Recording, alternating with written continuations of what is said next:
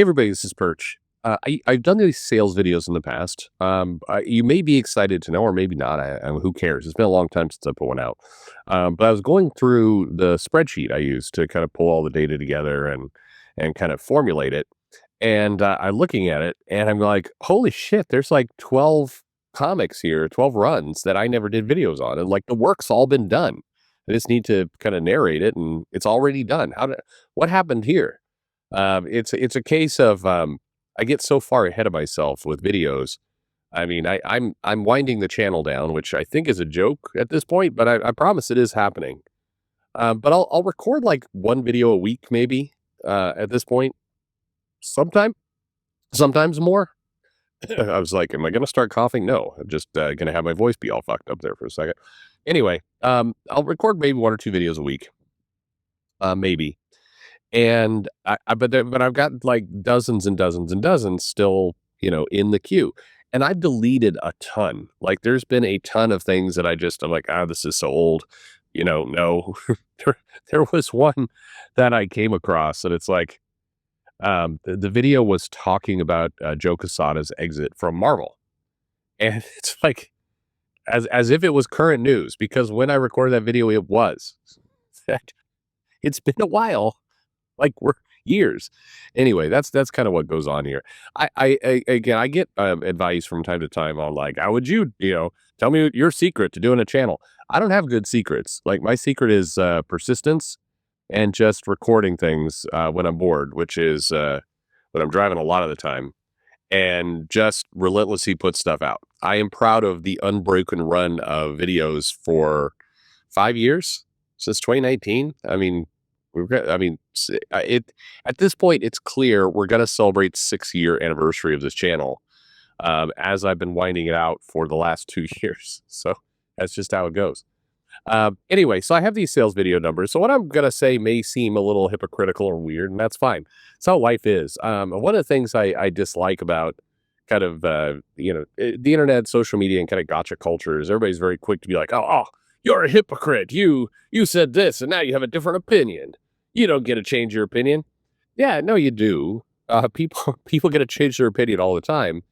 And on top of that, a lot of opinions are nuanced. So it's not like, it's things can change. Two things can be true at the same time, as it turns out. But my opinion is this, or at least what I was going to say is this. We start to see a lot more attention. That's been going on for a few years now, but a lot more attention on how much money a movie is making, in particular movies. And I find the conversation kind of silly on a few different fronts. But the where it gets really silly is where, we're talking about streaming. And so we went through the Acolyte. It's been announced to be canceled. And, and so a lot of people are sort of like, but look at the numbers. It had a drop. I think that the numbers in general for streaming shows are as close to black magic as it gets. And I think are highly, highly dubious. I'd like to deal in, more or less hardened facts. It's why back in the day when you had the newsstand, you'd see a comic that would ship, it's like this comic shipped 250,000 copies.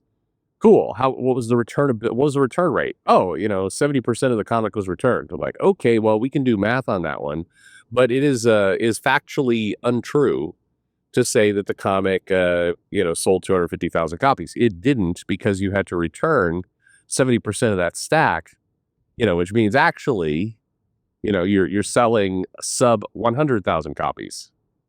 If it was returned, if you didn't get to keep all that money, comic didn't get into the hands of consumers. So you have to look at the business that way. It's not just about, sell. It's sell through is a statement. But anyway, but back to movies kind of in comics today. I find the numbers fascinating. Like I said, I like to look at facts. I've done those sales videos. I like to look at trends. I like to look at, hey, here's how the audience responded. What is very clear to me from looking at the trends and looking at movie numbers and everything else is, the comic buying audience is significantly different from the online audience. You've got a lot of people who are, out there like the Krakoa era is the best ever era for X-Men. Nope. Sales numbers suggest otherwise. I find it interesting to see what are people actually buying, where does attention go, and you can get smart about your business that way. So I think it's very, very important to be on top of your numbers if you're in the business. If you're a fan, then it's more of a curiosity. And I guess where, as I'm watching a lot of people just pretend to be kind of armchair quarterbacks, a lot of using the graph technique that I hate. I've talked about before, but I absolutely hate it because it's the most dishonest graph, and not enough people point this out. Is when you have a graph and you zoom into the graph because you want to show kind of the rise and the fall of whatever's happening. A lot of people do it for stock, and so the graph, the vertices, as they say, doesn't start at zero. It starts at kind of the low point of what you're charting, and it goes to a high point. Now, the benefit of this is you can actually get a kind of a close up look. It's like zooming in on a graph, so you can kind of really see where things are changing. The manipulative part of this, which is why people do it, is it makes things look way more dramatic. When the entire Bud Light controversy was going on, people were sharing these graphs. It's like, look, everything just plummeted. The line was in the upper left, and then it just dropped like a stone to the bottom right. This company is about to go bankrupt. And unfortunately, people with limited financial skill or intelligence will look at that and go, "Holy shit!" Like the whole this is a crash. And if you look really closely at the numbers, it's like it dropped from 123 to 121. It's like, okay, so that's a $2 or 2 point drop. That's a little different than what the graph is portraying. And a lot of people get fooled by this. Doesn't mean that drops are a good thing. People are like, oh, is Perch saying that there was actually no problem? Well, clearly there was a problem. There was value lost to the company. We have millions and millions of shares out there. It can be millions of dollars, but you can't portray it like the entire world just cratered, because it didn't. But numbers in general, when people are really getting, and the latest is like, well, the box office returns and Friday receipts, and did it make its money back? And no, it's like, yeah, it's not even break even. The marketing expenses are going to double the budget. Like all these things get thrown around, and the people saying this stuff are absolutely not experts in this field. But my question is kind of a more basic one. As a fan, why do you give a shit? Other than, again, curiosity. And I know this is coming from the guy who does the sales videos. Well, being a retailer, actually, the numbers kind of matter to me. They actually do kind of matter. And then on top of that, I put them in context of, okay, this comic, whatever it happens to be, this movie, underperformed. It didn't do well. So as a businessman, I might say, all right, I definitely want to not order high on the next issue. Or I'm going to calibrate my orders so I don't go broke because I'm woke. No, I'm kidding. I don't know. Every time I hear broke now, it's like broke. I never liked the rhyming. As a kid, were you one of those people like even songs that rhyme like that? Like fuck, it's like 1980s. Two Live Crew rap. I mean. Sorry, I went down a weird path there for a moment. But anyway, not a big fan of rhyming. Guess I'm not a big fan of poetry. It doesn't really matter as a fan whether it's successful or not. And as successful retailers will tell you this. The goal is to get something in the hands of a customer who's going to enjoy it, buy it, come back for more. And sometimes people gravitate to popular things. Popular things because you've got an amazing art team, or a writer on it, or it's popular character, or any of that kind of stuff. For sure, that's something to look at. But if you have a customer that comes in, and keep in mind, I was running a store when Vertigo was going on, the original OG Vertigo, and people would come in and be like, I want to buy Doom Patrol. Well, guess what? Doom Patrol was not a popular selling book.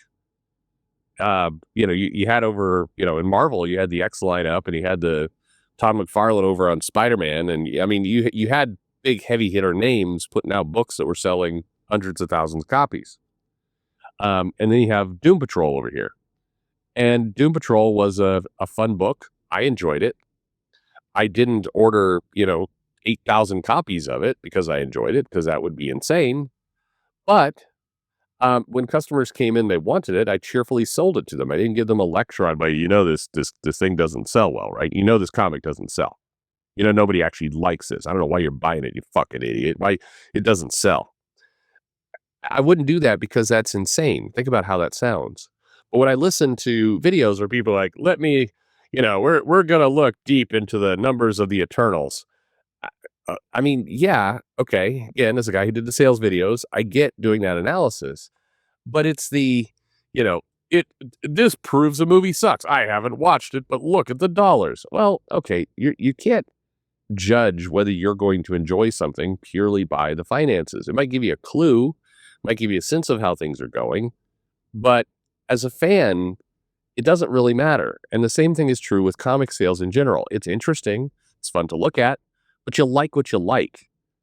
I mean, bluntly, there's a lot of people who will online on Twitter, on YouTube, will talk about, I love, I'm I'm going to mention a name, and every time you do that, it triggers people. But listen to the context here.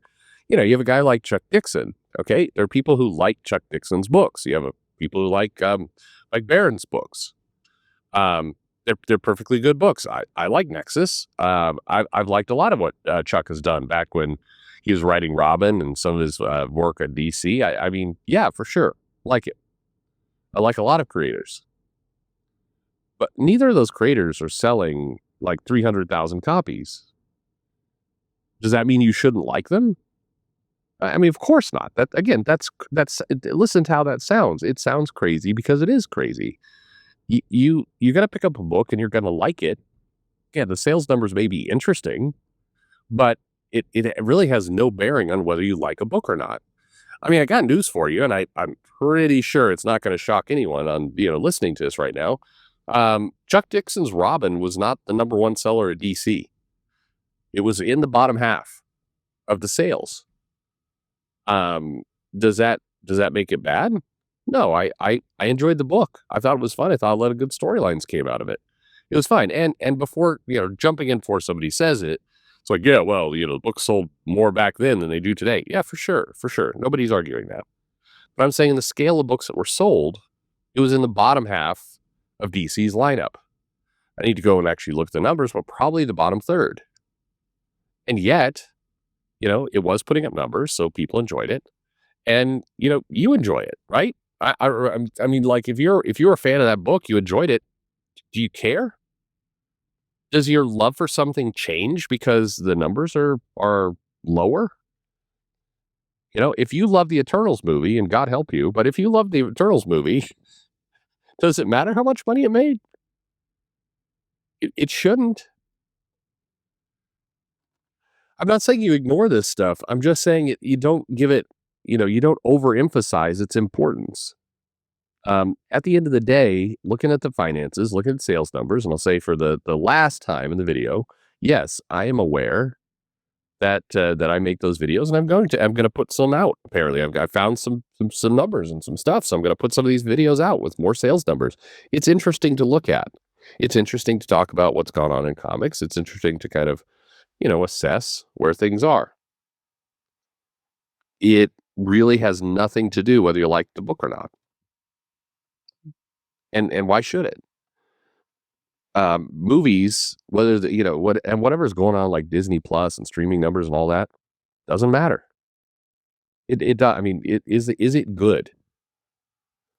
And I think that and I'll close with this, as I listen to other people's commentaries on things, I increasingly hear, I don't hear people say, is it good?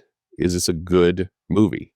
Was it entertaining? Did you enjoy it? I see a lot of people bending over backwards to going into the finances. Like, right, did you realize this movie had a loan in Germany and they had to do 3 reshoots, which cost $18 billion? And I mean, okay, cool. Was it good? Did you like it? Please explain to me why those two things are linked. It shouldn't be. Thanks for listening.